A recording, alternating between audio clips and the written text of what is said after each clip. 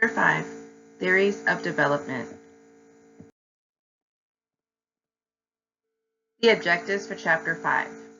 List theories of personality development. Discuss one behavioral theory of development. Discuss one psychosocial theory of development. Discuss environmental theory of development and a cognitive theory of development. Discuss the major forces that influence an adult learner.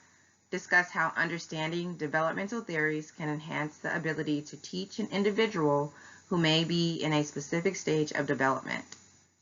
List some physiological, cognitive, personality, social, and emotional changes that occur over the lifespan.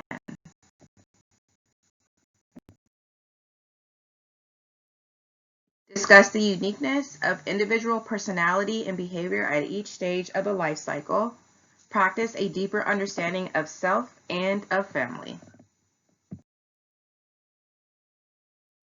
Here is a list of the important key terms for this chapter.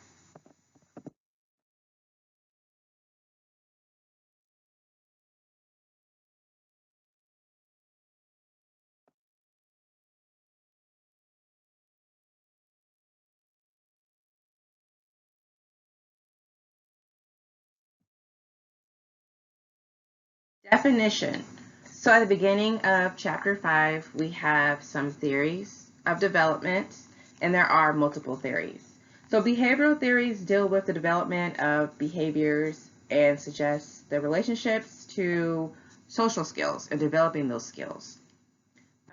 We have psychodynamic theories, which focuses on personality traits and characteristics and psychological challenges that occur during the different ages.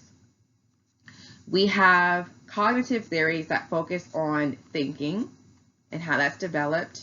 Humanist theories that focus on human experiences. So if you think of love or becoming attached or losing trust with someone, that would be part of the humanist theories. And we have sociocultural theories that focus on how culture influences our behaviors. Freud's psychoanalytic theory. Now, full disclaimer, I do believe Freud should be removed from all of the books, from everything. I do not support Freud or his theories for the most part, but I will explain some of this to you, and yes, it's going to get weird. So the part that Freud talks about a lot deals with the parts of our identity, the parts of our mental state, and that would be the id, ego, and superego. So the id is the unconscious part of us that is given to us at birth. So it is natural, and it deals with impulses that seek pleasure and immediate satisfaction. So sort of you think of like behaving like a caveman. And as far as the ego goes, it's a view of the self or an image that we want to show other people. And so you might hear that, oh, someone's ego is bruised in a situation, like they're embarrassed about something. That's because the ego or the facade or the show that they want to present to people has been damaged in some way. And then we have the superego, and that emerges between the ages of 3 and 5, according to Freud. It delays gratification, and it also adds as like a moral temple or moral guide. So the superego basically is the balance between the id and the ego. Now moving on to the parts that get weird, we have the Oedipus complex and the Electra complex. They could call Electra anxiety. It can go hand in hand. It's the same thing. So the Oedipus complex is basically where the son falls in love with his mom. These are Freud's, teachings, not what I believe. You might have heard of mama's boy, especially when kids are young. So basically, Freud believed that the son, this little infant, is in love with his mom and wants to kill his father because the son feels like the father's in the way of the love that he would receive from his mom. He also wants to marry his mom and grow up and be with her. So Freud deals with a lot of things in a sexual manner, as far as things that we can't have, repressed memories, things like that. He believes everything came about through a sexual pleasure or sexual manner, which to me, I'm against because these are children. Now, moving on to the electroanxiety or the Electra complex, basically says that little girls, you might have heard of daddy's girls, so little girls love their fathers and want to marry the fathers. They hate their mothers. He explains this as like the attitude that some little girls might have with their mothers. And he also says that little girls have what he called penis envy. And that basically means that the girl wishes she had the same penis as a father. She wants to be like the father. She wants to be a male. And she feels inferior. And because of that inferiority, she blames the mom. Because Freud also believed that women were less than men. I did forget to mention for the Oedipus complex, when it comes to the sons loving their moms, that Freud believed that the sons feared that their father would castrate them. And castration would be where the son would have his penis cut off. So all of this is uncomfortable, and this is why I don't like Freud. Also, he deals with the stages of psychosocial development. So there's a table on page 60 of your book, and there's an oral stage. So it makes sense as far as the first year of life, there's a focus on the mouth and the need to suck. But Freud took it further in a lot of his teachings. They don't fully go into this book, but if you look up Freud and his theories, you will see that he believed that children, infants, kids, they were getting pleasure out of these things. Even going to the bathroom, there is like he believes a pleasure from all of this. Attention seeking, the phallic stage, latency, genital. He even believed that children would touch themselves in inappropriate manners. Not exploring, but actual full-on acts of masturbation. So when it comes to Freud, I am really against him, but I think people should know about him when people mention Freud. There is a Netflix show about Freud and his teachings.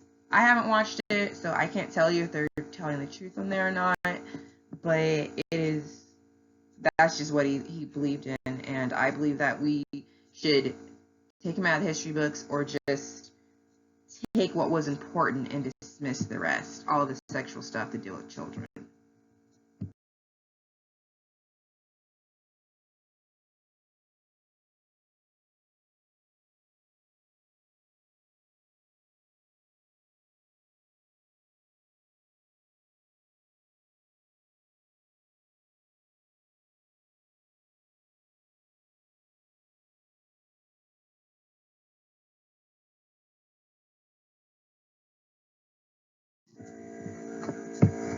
Freud stages of psychosexual development. As you see, it's psycho as in the mind, sexual as in sex. Once again, I don't like that when it comes to Freud, but there's a table on page 60. Talks about oral, the first year of life, focuses on the mouth and the need to suck, which is true for kids, but there's no sexual component to it. Anal, toddler stage, focuses on self-control of the bowels. The phallic stage, the attention is self-centered, where the ego is all about them. Freud says a type of masturbation occurs at this stage, and children begin to identify with the parent of the opposite sex. And the superego develops, so they start to learn right from wrong. Freud believes in the latency stage, which is in school age. So the child learns to suppress sexual urges and focuses on industry achievement and skill. So basically the outside world and development. Of course, I don't believe that children have these sexual urges at the ages that Freud says they do. Genital stage is around puberty, and it deals with the sexual urges. So Freud says that they re-emerge and they involve the opposite sex, is what Freud says, and they seek mutual pleasure with a partner. Of course, all of this is not true, but he is still in the book.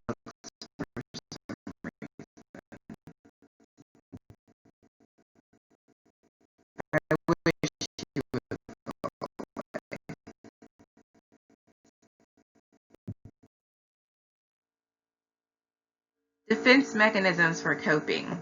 So if someone is in a situation where they feel defensive or they have memories that they want to forget, depending on the situation, these are some mechanisms people might use on purpose or without realizing it, because unconsciously our brains try to protect us. So if a memory is too strong or too negative, then our brains will do what it needs to do to protect us from having to relive those situations. So think of PTSD, car accidents, rapes, murders, slaughtering of people, war, abuse. So all of these things might be ways that people cope. So rationalization, developing a plausible excuse for unacceptable behavior. So basically trying to rationalize that something was okay or wasn't as bad. Repression is when we have the act of trying to forget something that is unpleasant. Projection is when you have thoughts about something and you might push it onto someone else and say that's what they're thinking or doing. So if you think of projection, might be like if someone is a cheater, they might assume like their spouse or whoever they're dating is cheating when the person is not. Displacement, that's expressing feelings, mostly anger, that one has about a person toward another innocent person. So that is similar to projection. But this innocent person is not in the situation at all. We have reaction formation, and that's acting just the opposite of one feels. So someone is basically maybe being a bully or pretending like their life is great, but maybe they're really insecure inside. Regression is when we revert to an immature behavior. People begin to regress in situations, especially with abuse. So if someone was like an abused child and they end up in a situation that's similar, they might crawl back into the fetal position when dealing with this adult and they're an adult, because that brings them back to a time where they were defenseless. Identification, that's joining a group so that its positive identity will be reflected on oneself. So some people need to join groups. Humans have a need to not be alone, so they'll join groups. Sublimination, that's rechanneling unacceptable impulses into socially acceptable ones. So if someone's like really aggressive, they might join football, they might take up cardio kickboxing, self-defense, but they're using that as a way of overcoming what they have experienced. Psychodynamic theory, Jung. So Carl Jung studied with Freud, but he did not believe in the sexuality component, which Freud strongly believed in. Jung focused more on development of the introvert and the extrovert. So the introvert is a quiet person who focuses inwardly on their self, and an extrovert is an outgoing person who focuses on others and the environment. So introverts are okay with being alone, sometimes, of course. They like their quiet, and extroverts, they thrive off of being outside, connecting with others. And Jung believed you reach self-actualization when you recognize your own talents and abilities. And Jung also believed that during the middle adulthood phase, people can somewhat leave being an introvert and become an extrovert.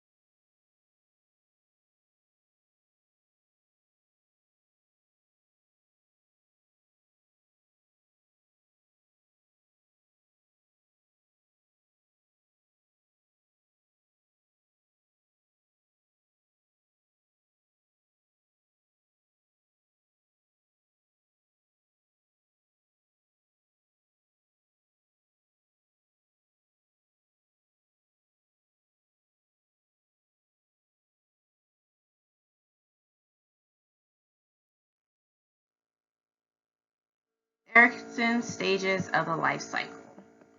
So Erickson believed more in personality development that depended on the social environment, so basically how someone's raised, where they're raised, and their social interactions.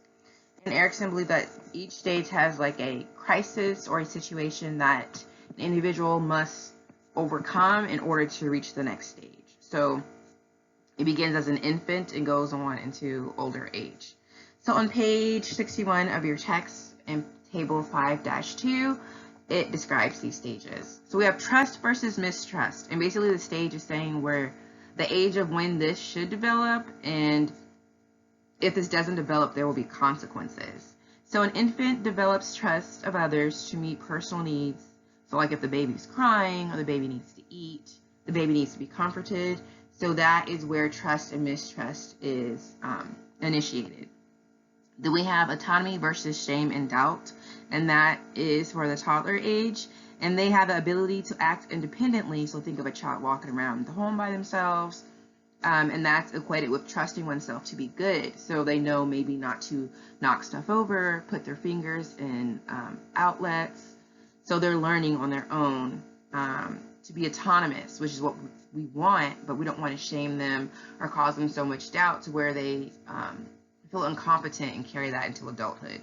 We are here to guide them. Then we have initiative versus guilt, and that's during preschool. And so children start to imitate the role models, so basically the adults and people that are around them, people that they see on TV. So experiences self-control and social interaction. So they know, like if you're on the phone talking, a child will learn they can't come in and interrupt you at any time. So they learn these things like how to debate with another student, how to share items. Even they start to learn how to argue, especially if they have siblings, which is healthy. Then we have industry versus inferiority during the school age. And that is where the child develops the ability to make friends independently and achieve school tasks. So they learn, on sports teams, they learn to make friends. They don't need the parents to say, oh, let's have a play date. The child can now do that themselves. Then we have identity versus role confusion, and that's during adolescence. And that's where you learn about yourself and what you believe and develop career goals. So that's like being a young adult, learning what you want to do, what's right for you, what's wrong, learning who you are and what your needs are, especially when it comes to relationships. Then we have intimacy versus isolation as a young adult, and that develops an ability to share all aspects of life with others. So learning to maybe move in with somebody, share a space, share tasks like with coworkers, working as a team, versus being completely isolated. So some people might want some isolation, especially if they're an introvert, but that doesn't mean to not be around somebody at all times. Humans thrive off of communicating with others, even if it's just a select few people that they actually want to communicate with. And then we have generativity versus self-absorption, and that's in middle adulthood. And that is where a person thinks, can they contribute to society in a positive way? Are they making a difference? Do they have a reason to get up every morning? Or are they self-absorbed? Are they selfish? Are they not leaving anything for anyone else? Like such as, younger family members, what will they be remembered by? And then we have integrity versus despair for the older adult, that's geriatric. And that is where this person maintains a sense of a life achievement and absence of deep regret. So this person wants to have fulfilled their bucket list or be working on it. They don't want to have all these regrets. They might want to make amends, especially if they're getting towards the end of their life. They reflect over what they've done throughout their life, and they want it to be more of a positive reflection versus a negative. On page 61, there is a table, 5-3, that focuses on the stages of parenting behaviors. So stage 1 is the parental image, and that's viewing yourself as a parent. What would that look like to you as an individual? Stage 2 is authority, and that's thinking about your parenting skills as the child becomes autonomous, like maybe dealing with discipline. That's a major one. The differences in how people want to discipline their children, and what's acceptable and what's not acceptable in each individual's eyes. And then we have integrative, and that's feeling responsible to motivate the child so the child becomes more independent. Maybe dropping them off at a game, a sports team, instead of, walking them in and holding their hands, dropping them off at school instead of actually walking in with them. So that way they're becoming more independent. And then we have an independent teen, so learning how to support the teen while maintaining the authority role, so not being the friend, still being the parent, but supporting and maintaining and guiding them as they grow and develop their personality and who they are. And then stage 5 is departure, so relating to the child as an adult, as the child prepares for the future and leaves home, so recognizing that they might be entering a marriage or a long-term relationship or doing adult things, learning adulting, basically paying bills, getting their first apartment or house, getting a car. So going through the departure stage. Psychosocial theory, Levinson. So Levinson elaborated on Erik Erikson's theories, and Levinson believed in the interaction of environment, culture, and the individual, and that forms who that person is, which he described as the fabric of life. So Levinson defined the pre-adult as the ages of 17 to 22, and that's where they first learn to become an adult, leaving the house, getting their apartment. And then ages 22 to 45 is described as early adult, and that's like the height of being an adult. That's where you're at your peak. 45 to 65 is middle adult, and that's a transition to where the body starts to decline. And then we have late adult, which is 65 to 80 years, and that's where people focus on new goals and being more involved with family, such as grandparents. And then late adult, which is 80 plus, and that's the beginning of facing death and thinking about the legacy being left behind. Jean Piaget focused on stages of development, and on page 62 of your textbook, it has table 5-4, which describes a lot of this. So Piaget focused on cognitive milestones in development that were broken down into 4 stages. The sensory motor stage is from birth to 2 years old, and that's basically where the child is using their senses to understand things. If you think of children biting things, they taste everything, they touch everything, they smell everything while they're biting everything. That's just how they understand the world. The pre-operational stage is from ages 2 to 7, and that's where a child believes that they are the center of the world. That's where their ego is really, really strong. So they think, you know, if they're hungry, they're going to cry and be upset about it and demand, basically, by screaming, that you feed them in the moment, and they don't think about that you might be using the bathroom or sleeping. So children are all about themselves at that age, and they begin to develop their skills of language. They use pretend play. And then we have concrete operational stage, and that's from 7 to 11 years old, and that's where they start to understand more than one thing at the same time, and they start to understand the worldview. So they focus on the present at the moment, but not the future. So they don't think about consequences in the future if they were to do something wrong. And then we have the formal operational stage, and that's for adolescents. And that's when they start to understand the world more and to think about things, question things. They start to value and learn what's important, usually from their parents or the people that have spent a lot of time with them. So it might be even like a certain news station you listen to, the type of music you listen to. So whatever the children are around, that is what becomes important to them. They learn about the issues of the world also.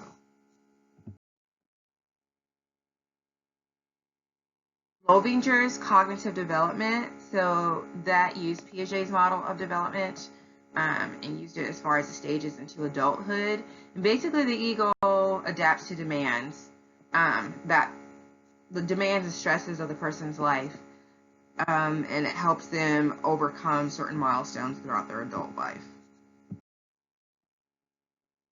Higgins' constructive theory is similar to Piaget's theory, but Keegan believed in lifelong interaction with the environment. So someone's environment can change or play a role in how someone develops during the 4 stages of development.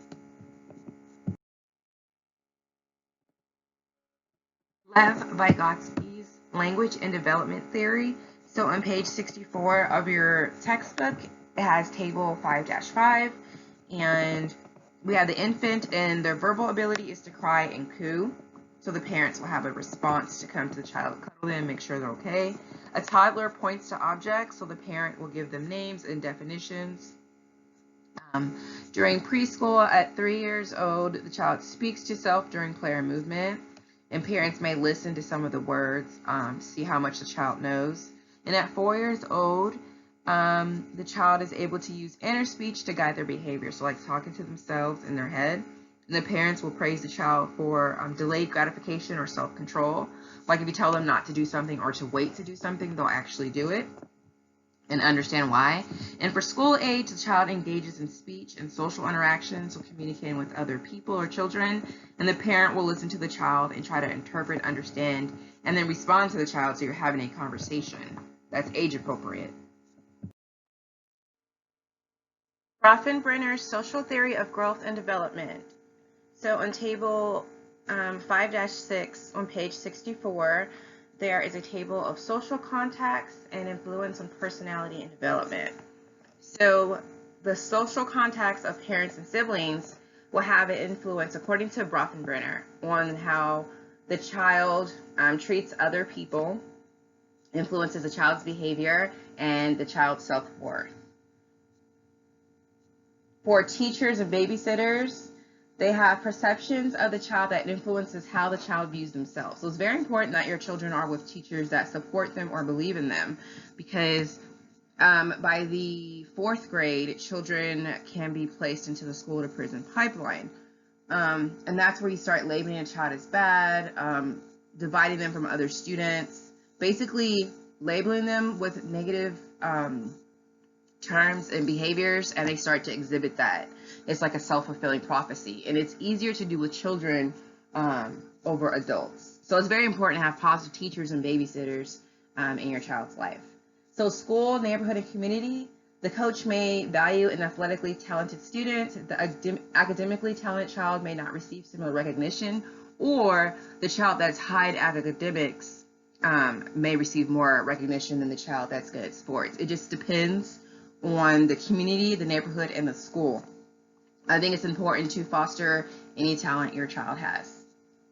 Political community. So funding of the school community centers and programs influences the ability of the child to experience social opportunities. So if you think of schools that are in areas with more money, then they're able to have field trips that go further. Some field trips have them go out of the country and experience other cultures. They might have speakers come to the school, but if your child goes to a school that is underrepresented, then they more than likely don't have enough resources to even go around as far as like textbooks or even access to technology. So they can't even imagine having a field trip, or it might be somewhere that's local.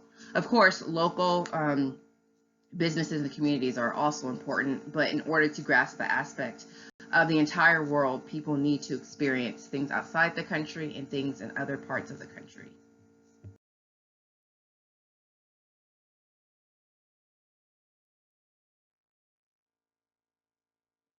Maslow's hierarchy of needs. So it's important to have the basic needs and the deficiency needs. So they're divided.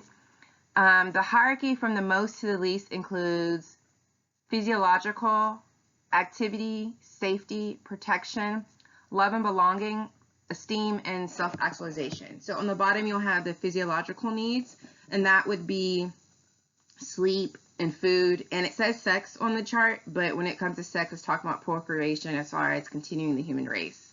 And then we have activity, or you can call them safety needs. And these are very, very important because a person needs a safe place to be at night, to rest their head at night.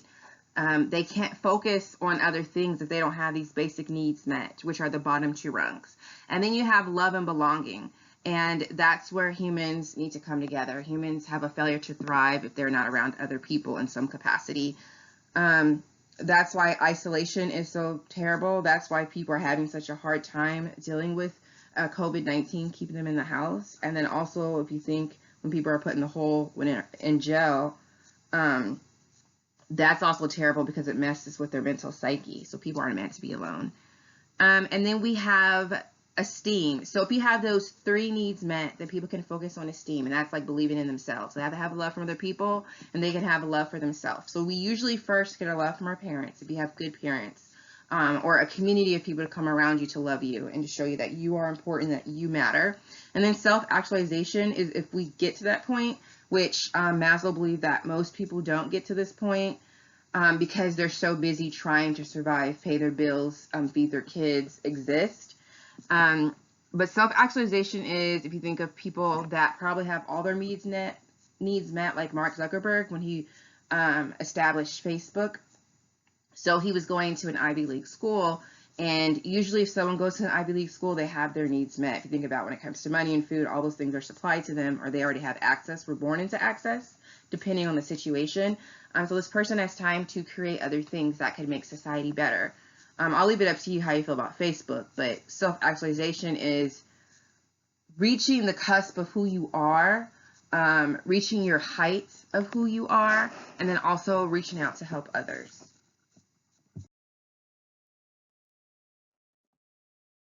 Carl Rogers has the environmental theory, and he believed people naturally form their own positive destiny based on the concept of the self when the obstacles are removed from them. So he believes people should form a mastery over their own environment and relationships in order to form a positive self-concept. So basically, you can control what you're dealing with, at least to a certain extent. Behaviorist theory of Watson's. So he is known as the father of behaviorism, and he dealt with the environment and how personalities are molded by the experiences from the environment. So you can think of twins that maybe were adopted to two different households. One had a family that loved them, one had a family that abused one of the twins, and you can see the differences in their personalities and their achievement levels by the time they become adults. So the one that was given love and acceptance and self-worth, that child, as they grow, they're going to be able to accomplish many things, but the one that was abused and neglected will accomplish less because they were fed into less.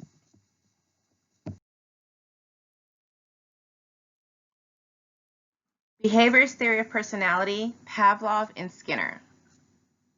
So even Pavlov and B.F. Skinner. Personality and behavior are learned, so they both believed in that. They believed in classical conditioning and operant conditioning. So Pavlov focused on classical conditioning, and that would be pairing one thing with something in the environment.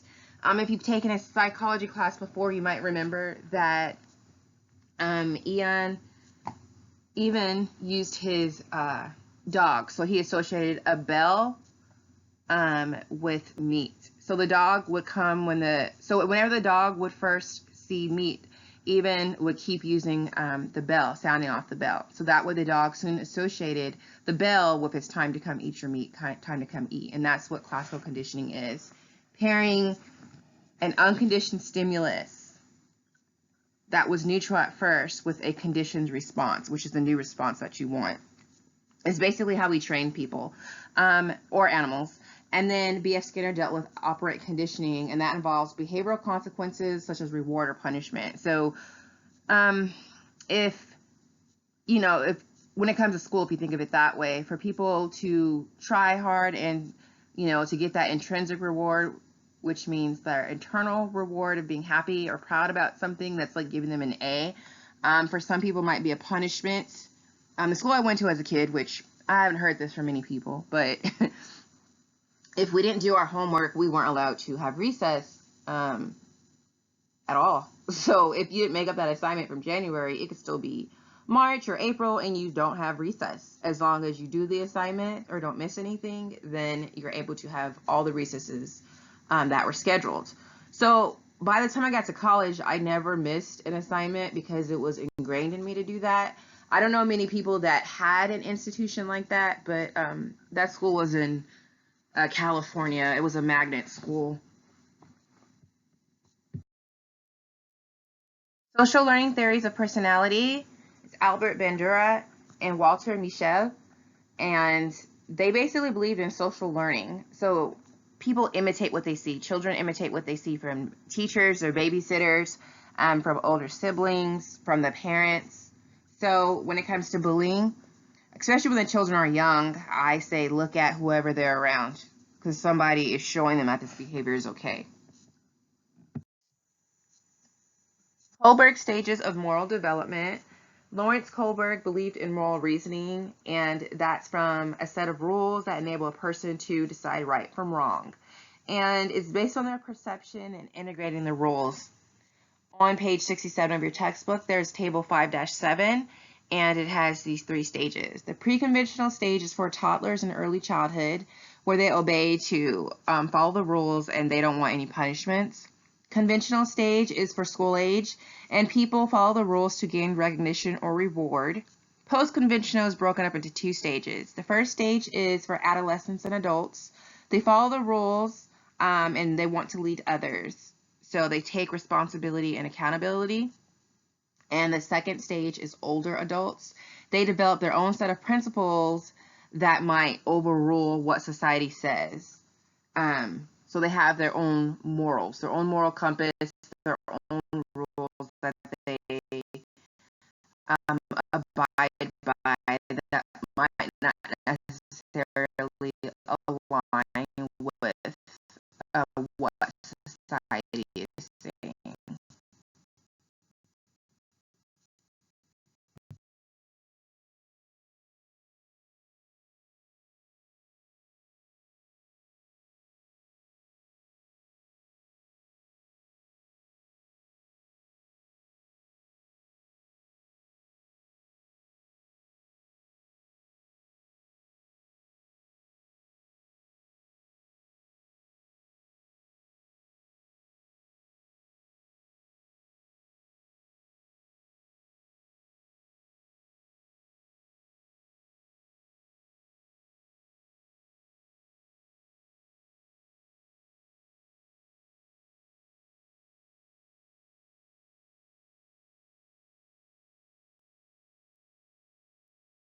Development of self-image. This is from Cooley and Mead. So Charles Horton Cooley thought of the theory of the looking glass self. And that basically is the image that we form of ourselves and looking intrinsically into ourselves, how we want to be portrayed. You can think of the person you portray in person, the person you portray online. So imagining how we portray ourselves to others, that's step one. Step two is imagining how others evaluate us. So what do they think of us? How do they appraise us? And step three is combining these impressions to formulate a self-concept or idea of what we are like. So basically you're taking what you think, how people view you, and combining it.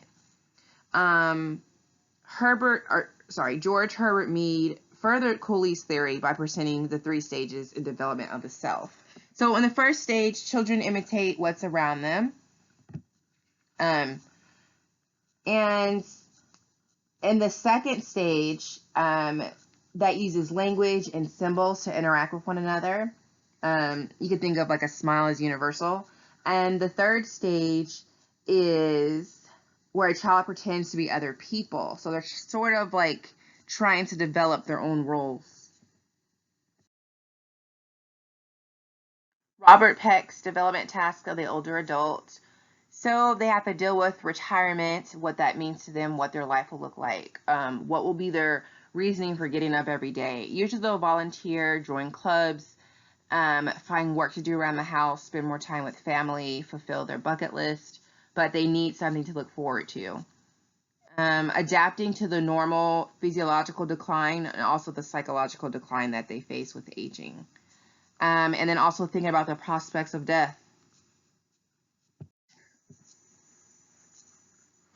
Robert Havickhurst, developmental task of the older adult, which is similar to Peck's.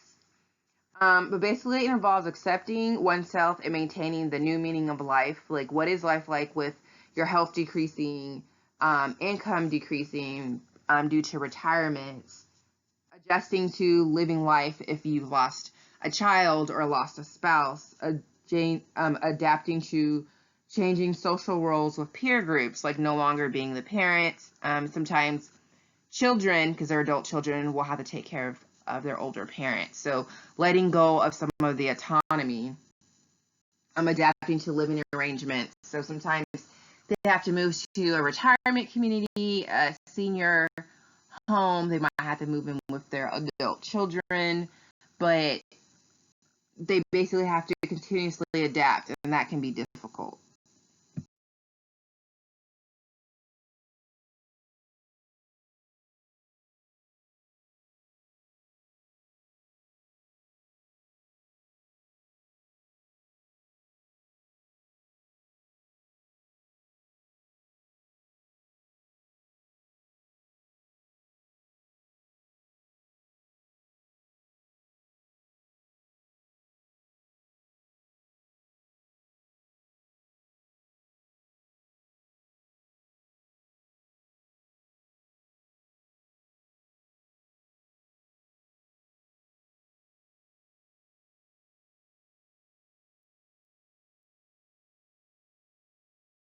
On page 69 of your book, Robert actually has developmental stages of retirement, and that's table 5-8. So we have pre-retirement, and that's where people dream of retirement. They're just tired of working all of their life.